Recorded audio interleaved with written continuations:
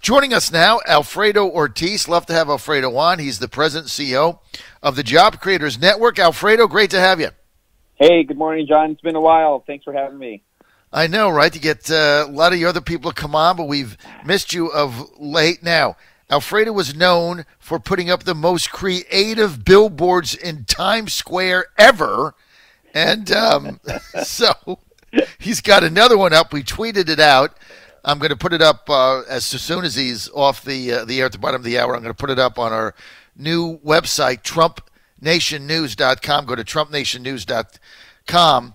And on part of the billboard, it says, "Oh, AOC, there you go again with your fuzzy math." And then it's got Amazon pullout, 25,000 lost jobs minus 1,500 jobs gained equals 23,500 lost jobs. Yep, this still sucks for New York, Job Creators Network. Now, what? I mean, come on, man. You got to be driving her crazy. Oh, man, I tell you, it's so much fun. She gives us so much to work with, but this one we had to jump on because she was literally celebrating. She sent out that tweet saying, "Look, hey, we got 1,500 jobs. Look at this." And then a picture of her on the couch sitting on there saying, she goes, "I'm waiting for my haters to come and apologize to me." And I'm sitting there going, "Are you serious? Like, you still lost 23,500 jobs." I mean, and first of all, like, Manhattan needs more jobs, right? The other ones were going to Long Island City, in quite frankly, an area that really needed it.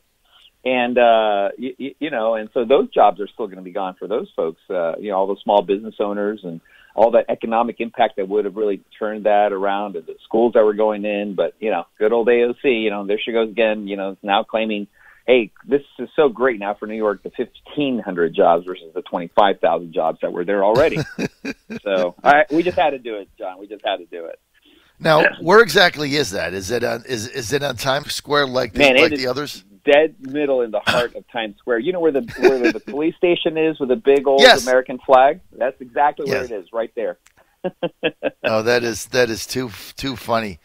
That is too funny. Well, I'm glad you guys do that. You're driving her nuts, but she is ridiculous. We want to keep her feet to the fire. This kind of stuff. This is just typical, that left socialist, math, I guess, where they think that these kinds of things are celebrated, right? By adding and having these conversations and adding regulations and, all the high taxes. Hey, these are big victories for us to claim. Again, this is the socialism fuzzy math.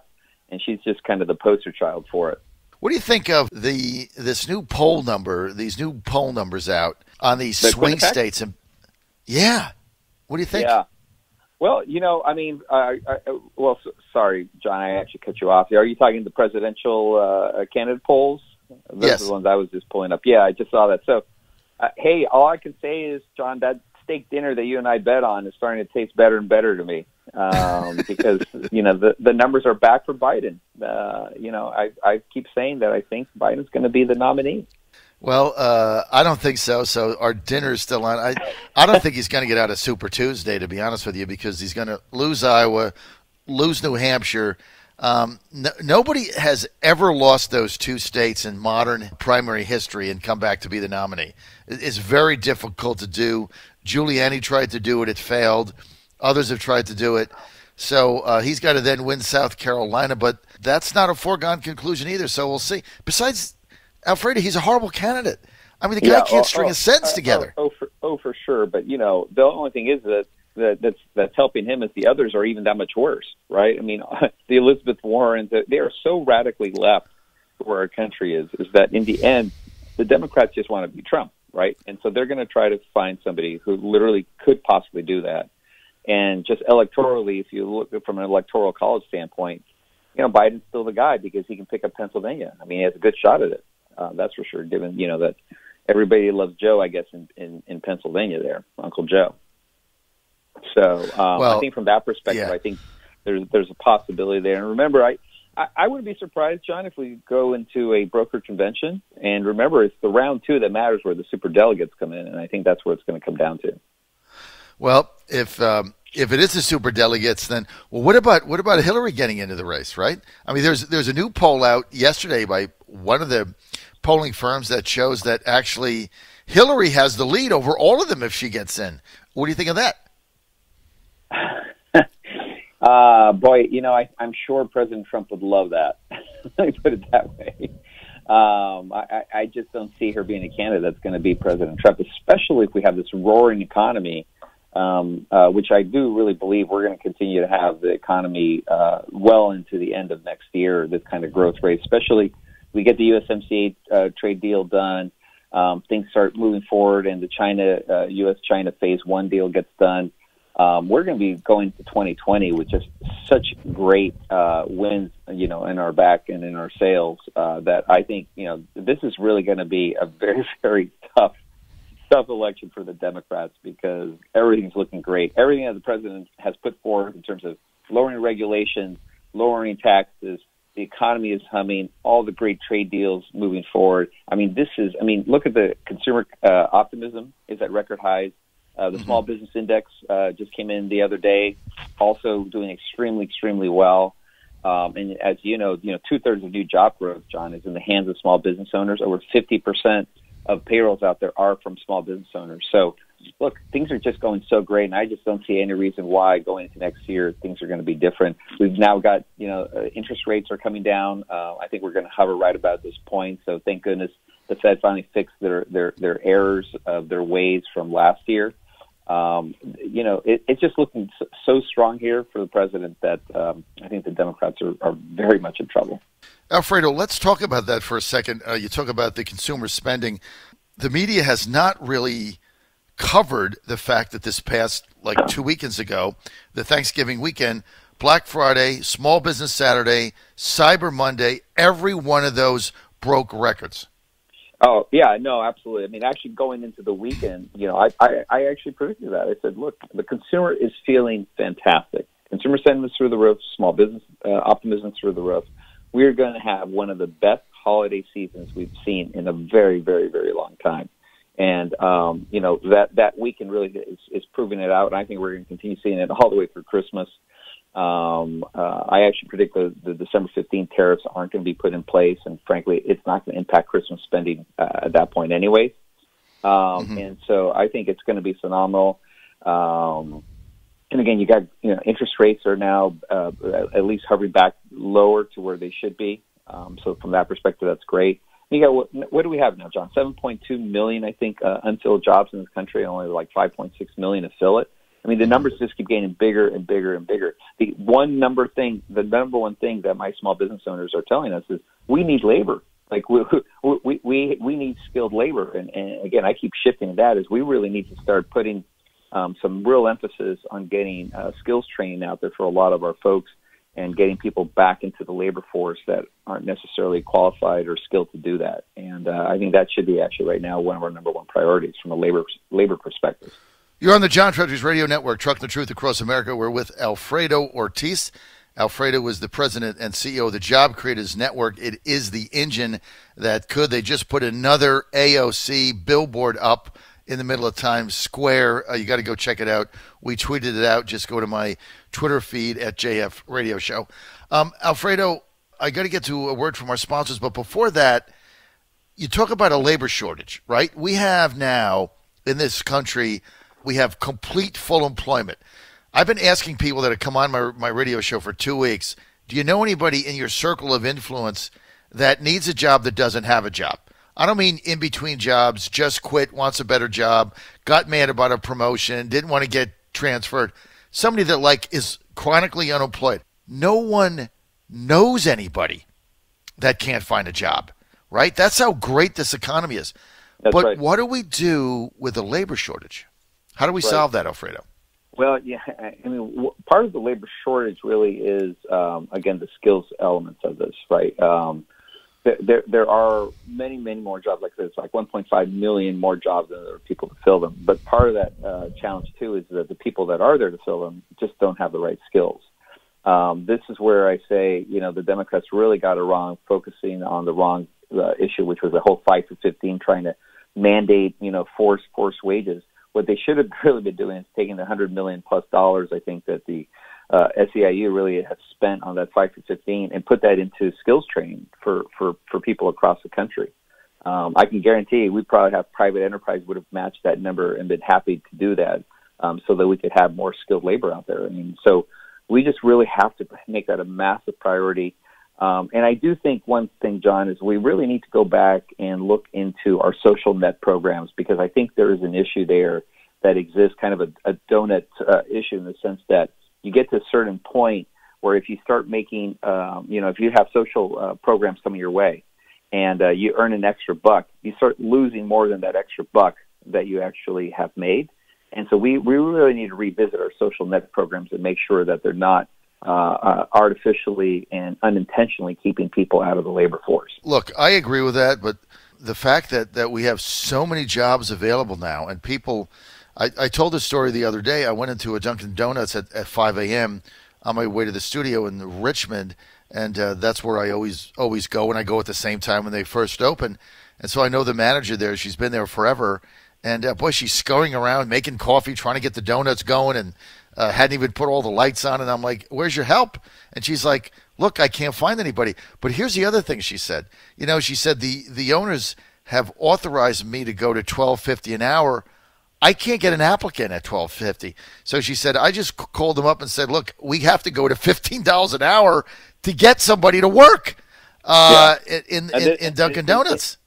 And that's exactly right. And this is what we've been saying all along. You don't need to mandate these wages. What you need is a great economy, a red-hot economy that really ends up taking care of itself, right? I mean, this is exactly, and I'm hearing this story across the board, every single person I talk to, especially when it comes to the food service area. People are automatically already gravitating towards a $15 an hour. And in many cases now it's 16 and 17, to be honest, John. So, again, this is just proof that what you need is great regulations, right? Great thinking in terms of how to run a country, lower red tape, lower taxes, which is exactly what President Trump did, literally from day one, right? Especially on the red tape piece. But then the tax, that reduction of the taxes that we did last year, as much as the Democrats, hate it, it has made this economy just roar. Look at it, and across the globe, John. I mean, everyone else is in recession. Mm-hmm. Literally, everyone else is already, they're in a recession mode.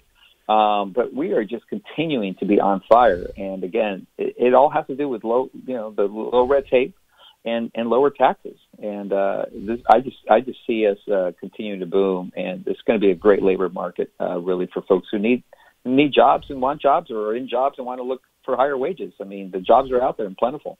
Exactly. You're on the John Fredericks Radio Network. Alfredo, Ortiz, stay with us. Turn out the lights. The party's over. Both Abigail Spanberger in the 7th District in Virginia, so-called moderate Democrat, and Elaine Luria, both of them are going down in November. Both of them said yesterday to the Virginia Mercury they're voting for impeachment, and both of them are going to lose. And so, well, nice knowing you both. You're both going down in November. Hey, we're back with Alfredo Ortiz, CEO, President, Job Creators Network. Alfredo, you guys have launched this healthcare initiative, and you basically solved it from the grassroots up.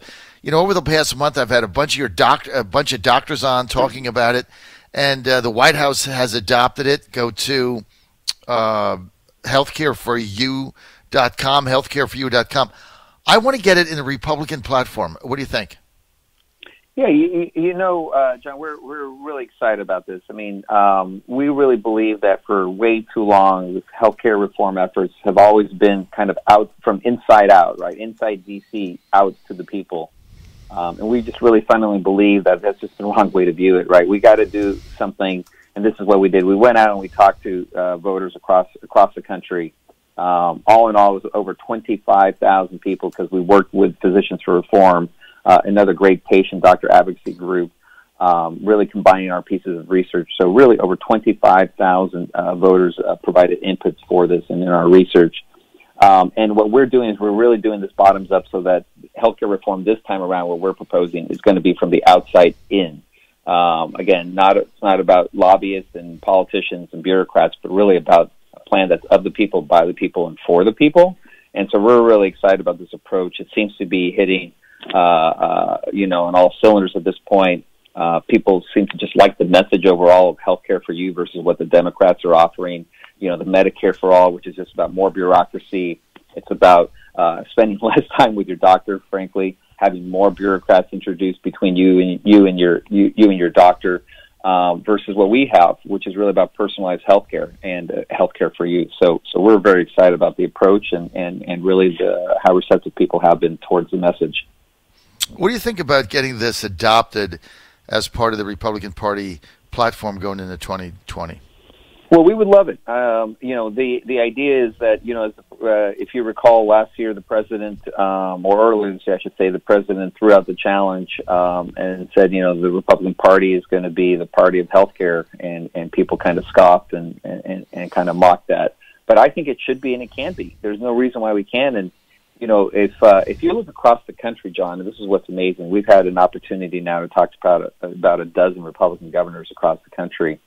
There are amazing stories state to state of what happens when you do allow some level of free enterprise and entrepreneurialism and innovation to actually enter the healthcare space in terms of driving costs down. Because, again, remember, this is the one thing that Obamacare has never done and never did from day one, which it did promise, which is supposedly was to bring down costs. And all we've ever seen, our costs go up. And that's because free market and the free market system really was not allowed to enter the healthcare space. By allowing it now, and in many of these states that's what's happening, Republican governors are finding ways of allowing for this and allowing innovation. We're seeing fantastic stories across the country of where this is working and costs are coming down. And so if we apply this model and this thinking across the country, I think we're going to see phenomenal changes in our healthcare system. And again, but this has to be driven really from bottoms up, of the people, by the people, and for the people. And this is what we're talking about. It's a people's plan, right? It shouldn't be a plan of politicians or of bureaucrats or of lobbyists. And I think that's where it's failed in the past. And I think it would be a fantastic thing if the Republican platform were able to adopt some of the framework that we've talked about. There's some really great thinking out there, John, just so you know. A lot of folks in D.C. Really have some great thoughts that can be provided into this, and we are going around and we're trying to grab, frankly, what's the best of what's out there. But again, we're using our market research of really talking to people, not in polling, not in focus groups, but in some really, really deep market research to better understand what the American public really wants in their healthcare. You're doing a great job, and what you guys have done with very minimal resources really shows you what an organization can do and how they can impact a public policy in such a huge way when they really care, and they have the right people in place, and they do the right things, and they gain real. And people talk about grassroots. It's all talk, right? You guys actually have a grassroots network that you can motivate on a moment's notice. That's very rare. You did that the hard way. You did it from the bottom up. I got to take off, Alfredo. Go to healthcareforyou.com, healthcareforyou.com. I got to bounce.